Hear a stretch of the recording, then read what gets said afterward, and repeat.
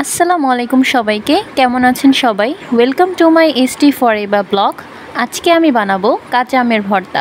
গাছ থেকে কাঁচা আম পেড়ে আজকে ভর্তা বানাবো। আপনারা দেখতেই পাচ্ছেন মাশাআল্লাহ আমাদের গাছে কত আম এসেছে।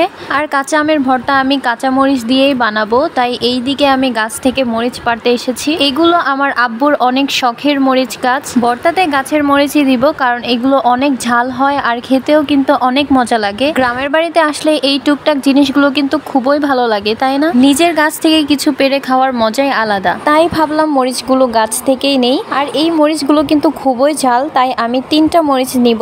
ভর্তা আজকে বেশি করে বানাবো, সবাই মিলে খাবো। সবারই কিন্তু এই ভর্তাটা অনেক পছন্দের। তো আমি গাছ থেকে আম পেড়ে নিয়েছি, সবগুলো আমি নিজের হাতে পেড়েছি। তো ওইটার ভিডিও আমার নেওয়া হয়নি। আর এখানে সবগুলো আম ছিলে আমি ভালো করে পরিষ্কার করে নিচ্ছি। আম ওইভাবে এখনো বড় হয়নি, আর আমের আঠিও হয়নি এখনো। কিছু কিছু আম অনেক বড় হয়েছে, ওইগুলোর আঠি হয়েছে, তবে ওইগুলো অনেক দূরে থাকায় ওইগুলো আনা সম্ভব হয়নি। তাই ছোট বড় সব আমি পেরেছি, আমি আর আমার আব্বু। তো কাঁচামরিচগুলো এইভাবে কেটে নিচ্ছি। এখানে আমার আপু আমাকে সাহায্য করছিল। আমের ভর্তা বানাচ্ছি বলে কথা, তো সবাই সাহায্য করবেই, এইটাতে তো সবার লোভ আছে। আমার কিন্তু এখনো খেতে ইচ্ছা করছে।